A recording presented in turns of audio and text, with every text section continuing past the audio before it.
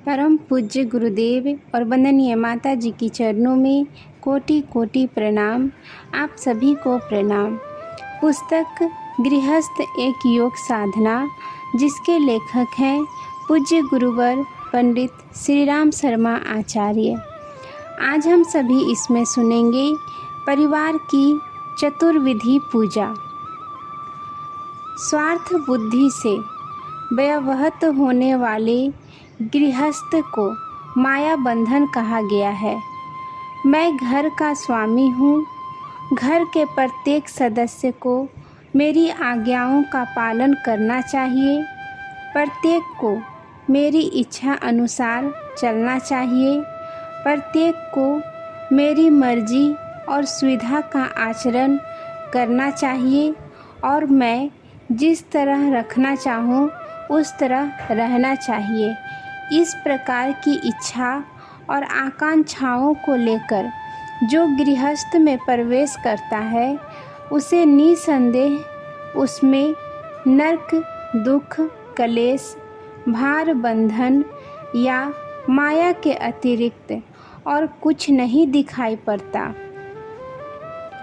यह संभव नहीं कि सब लोग अपनी मन मर्जी के बन जाएं।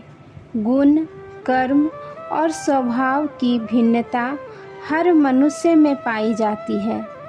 अनेक जन्मों के संचित संस्कारों के समूह द्वारा स्वभाव बनता है। प्रयत्न करने पर उसमें सुधार तो हो जाता है, पर यह संभव नहीं कि कोई प्राणी अपनी मौलिकता को बिल्कुल खो दे। हर व्यक्ति की रुचि, इच्छा, वृत्ति, भावना एवं प्रवृत्ति भिन्न होती है। मिट्टी के पुतले की तरह चुपचाप हर एक आज्ञा को मन, वचन और कर्म से कोई शिरोधार्य कर ले, यह संभव नहीं। इस प्रकार कुछ न कुछ मतभेद रहेगा ही। अपने स्वार्थों का संघर्ष नहीं मिट सकता। इस प्रकार आपकी आज्ञा मानने में जहाँ उसके निजी स्वभाव में, स्वार्थ में संघर्ष होता होगा, वह व्यक्ति आज्ञा पालन में आनाकानी करेगा। इसके अतिरिक्त यह बात भी है कि अपनी मर्जी यदि पारिवारिक स्थिति की अपेक्षा बहुत आगे बढ़ गई तो भी दूसरे उसे मानने में तत्पर न होंगे। ऐसी दशा में जो असंतोष, मनमुटाव, क्रोध, कलह एवं संघर्ष होगा, वह अशांति कारण बनेगा। घर में दुख ही दुख दिखाई देगा। ऐसी दुखदायी स्थिति उत्पन्न होने पाए, इसके लिए समझौते की नीति से काम लेना पड़ता है। अपनी मर्जी पर अड़ने या उसे दूसरों पर बलात् थोपने की अपेक्षा अपने आप को नर्म बनाना पड़ता है। जिस सीमा तक कोई दुष्परिणाम उपस्थित ना हो, उस सीमा तक समझौता कर लेना चाहिए। यह ठीक है कि घर के लोगों को ठीक मार्ग पर रखना अपना कर्तव्य है, पर यह भी ठीक है कि पूर्ण रूप से किसी को तत्काल इच्छानुवर्ती बना लेना भी सुगम नहीं। थोड़ा झुकने से ही काम चलता है। समझौते की नीति से गुजर होती है। सर्कस के लिए जानवरों को साधने वाले मास्टर जानते हैं कि उजर जंगली जानवरों को रास्ते पर लाने में, इच्छित खेल सिखाने में कितनी देर लगती है, कितना नर्म गर्म होना पड़ता है। इसके विपरीत अन्य बातें उपयोगी नहीं। बीच के रास्ते से चलना उदारता और सहनशीलता के आधार पर काम करना ही हितकर होता है। इसी आधार पर घर की सुख शांति कायम रह सकती है। शांति, संतोष और व्यवस्था कायम रखने का तरीका यह है कि आत्मत्याग की नीति को प्राथमिकता दी जाए। आप अपना उदाहरण ऐसा रखें जिसे देखकर घर के अन्य लोगों को भी आत्म त्याग की प्रेरणा मिले। मुझे कम, आपको ज़्यादा, यह भाव जितनी ही प्रधानता प्राप्त करेंगे उतने ही शांति और सुव्यवस्था कायम रहेगी। गृहस्थ योगी को अपने को एक निस्वार्थ, निष्पक्ष एवं सद्भावी सेवक के रूप में घर वालों के सामने उपस्थित करना चाहिए। घर के लोगों से मुझे क्या लाभ मिलता है? यह लोग मेरे आत्मत्याग की कद्र करते हैं या नहीं? इन प्रश्नों को मन में कभी प्रवेश न करने देना चाहिए, वरन सदा यह सोचना चाहिए कि एक ईमानदार मालिक की तरह मैं अपनी वाटिका को सुरभित बनाने में शक्ति भर प्रयत्न करता हूँ। अपनी योग्यता और सामर्थ्य में से कुछ चुराता तो नहीं हूँ। मेरी निस्वार्थता और निष्पक्षता में किसी प्रकार की आलस्य प्रमाद तो नहीं हो रहा है। यदि इन प्रश्नों का संतोषजनक उत्तर मिलता है तो यह बड़ी ही आनंददायक और शांतिप्रद बात समझी जानी चाहिए। प्रशंसा होती है या नहीं, एहसान मिलता है या नहीं, सफलता मिलती है या नहीं, ऐसे प्रश्नों का लेखा देना अपनी साधना को चौपट करना है। इन प्रश्नों का संतोषजनक उत्तर देना दूसरों के हाथ की बात है। साधक को अपनी प्रसन्नता दूसरों के हाथ नहीं बेचनी चाहिए। दूसरे को कुछ देने की प्रसन्नता मिले, यह एक कंगाली की स्थिति है। हमें आनंद का स्रोत अपनी आत्मा को खोजना चाहिए। यदि ठीक प्रकार कर्तव्य पालन किया गया हो तो इससे अधिक आनंददायक दुनिया की और कोई बात नहीं हो सकती। सूक्ष्म सृष्टि से यह निरीक्षण करते रहना चाहिए कि घर के हर स्त्री, पुरुष, बालक जो शारीरिक और मानसिक उन्नति का समुचित अवसर मिल रहा है या नहीं। जीवन, विकास और भविष्य निर्माण के स्वाभाविक अधिकार से कोई वंचित तो नहीं हो रहा है। किसी को अनावश्यक सुविधा और किसी पर अनुचित दबाव तो नहीं हो रहा है। इन तीनों पर बारीकी से नज़र डालते रहने से यह बात मालूम होती रहती है कि किस व्यवस्था में सुधार की आवश्यकता है। कुछ ऐसी प्रथा चल रही है कि लड़कियों की अपेक्षा लड़कों को, स्त्रियों की अपेक्षा पुरुषों को और बिना कमाने वालों या कम कमाने वालों की अपेक्षा अधिक कमाने वालों को अधिक सुविधा दी जाती है। खाने, पहनने, मनोरंजन तथा सामान पाने में वे आगे रहते हैं। बेचारी लड़कियां और स्त्रियां तो एक प्रकार के फालतू प्राणी समझे जाते हैं।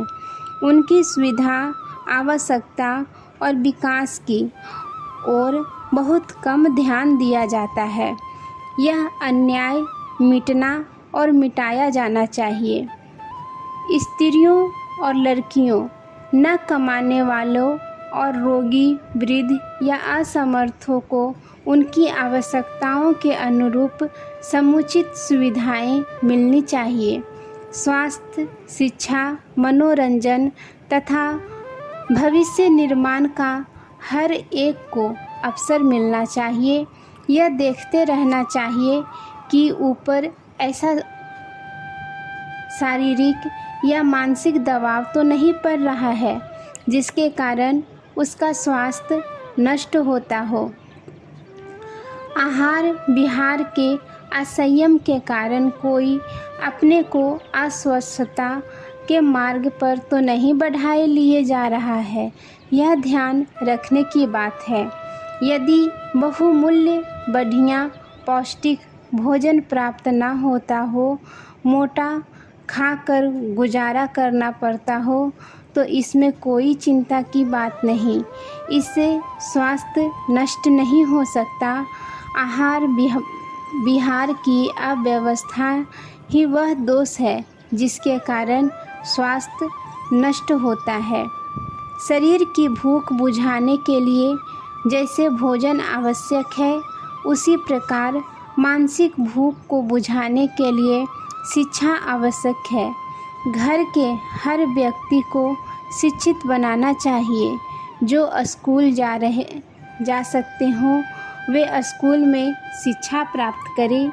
जिनके लिए यह संभव न हो, वे घर पर ही पढ़ें। बच्चे, जवान या बूढ़े कोई भी क्यों न हो, सभी के पढ़ने में रुचि उत्पन्न करनी चाहिए और उसके लिए साधन व्यवस्था का प्रबंध करना चाहिए। 1-2 घंटे नियमित रूप से गृह पाठशाला चलानी चाहिए। अक्षर ज्ञान हो जाने के उपरांत ऐसी चुनी हुई पुस्तकें देनी चाहिए जिससे शारीरिक, मानसिक, सामाजिक, धार्मिक आदि विषयों का अनावश्यक ज्ञान क्रमशः बढ़ता रहे। जीवन के विकास की आवश्यक समस्याओं को वे समझें और उन पर बारीकी के साथ विचार करना सीखें तथा प्रामाणिक व्यक्तियों की उन विषय पर सम्मतियाँ पढ़ें। रामायण आदि धार्मिक पुस्तकें पढ़ना ठीक है, परंतु केवल मात्र इतिहास पुराणों तक ही सीमित नहीं रहना चाहिए। जीवन संग्राम की प्रत्यक्ष समस्याओं को समझना और सुलझाना भी आवश्यक है। यह भी धर्म का ही अंग है। अक्षर ज्ञान, शब्दकोश, व्याकरण आदि के द्वारा भाषा का ज्ञान बढ़ाना चाहिए। साथ साथ आवश्यक विषयों पर सत्संग, वाद विवाद, प्रश्नोत्तर, शंका समाधान, प्रवचन आदि उपायों से जानकारी, बुद्धिमत्ता, विचार शक्ति की भी वृद्धि होनी चाहिए। शिक्षा एवं विद्या की वृद्धि का अवसर हर एक को आवश्यक रूप में उसी प्रकार से मिलना चाहिए जैसे कि भोजन की व्यवस्था जरूरी होती है। स्वास्थ्य और शिक्षा के बाद मनोरंजन का प्रश्न आता है। यह भी एक आवश्यक प्रश्न है। यदि मनुष्य को आनंदित होने, उल्लासित होने, हंसने, प्रसन्न होने, खेलने, मनोविनोद करने का अवसर न मिले तो उसकी मनोभूमि बड़ी कर्कश, चिड़चिड़ी, असहिष्णु और निराशा में बन जाएगी। जो सदा कोल्हू के बैल की तरह काम में जुटे रहते हैं, कैदी की तरह एक नियत क्षेत्र में काम करते रहते हैं। भोजन, मजूरी और निद्रा, यही 3 कार्यक्रम जिनके रहते हैं, उनकी मानसिक चेतना की सरसता धीरे धीरे सूखती जाती है और वे भीतर बाहर से अनुदार, विरोधी, दोषारोपण करने वाले, अविश्वासी, डरपोक और कायर बन जाते हैं। ऐसे लोगों को दुनिया के प्रति सदा अविश्वास और असंतोष रहता है। इन प्रवृत्तियों के कारण शारीरिक और मानसिक स्वास्थ्य नष्ट होने लगता है, आयु घटने लगती है और बुढ़ापा घेर लेता है। चौथी बात भविष्य निर्माण की है। आज की ज़रूरत किसी प्रकार पूरी हो जाए, केवल मात्र इतने से संतोष न हो जाना चाहिए, वरन यह देखना चाहिए कि हर व्यक्ति का भविष्य उन्नत, सुखमय, समृद्ध, प्रकाशवान और उज्जवल कैसे हो सकता है। प्राणी के जन्म धारण करने का उद्देश्य किसी प्रकार दिन काटते रहना नहीं, वरन यह है कि वह अपनी स्थिति को ऊंचा उठाए, आगे बढ़े और अधिक साधन संपन्न होता हुआ चिर विकसित हो, ऊंचा ऊंचा और अधिक ऊंचा जीवन बने। इसके लिए सदैव सोचने और प्रयत्न करते रहने की आवश्यकता है। भीतरी और बाहरी जीवन के दोनों पहलू निरंतर विकसित होते रहें, ऐसा कार्यक्रम सदा जारी रखना चाहिए। भविष्य में उन्नति कर सकने के लिए जिन साधनों की आवश्यकता होती है, उन साधनों को जुटाने के लिए सदैव ध्यान रखना आवश्यक कर्तव्य है। अपनी शारीरिक, मानसिक और सामाजिक कठिनाई को हल करने योग्य शिक्षा, योग्यता व अनुभव संपादन किए बिना जीवन सुखमय नहीं बन सकता।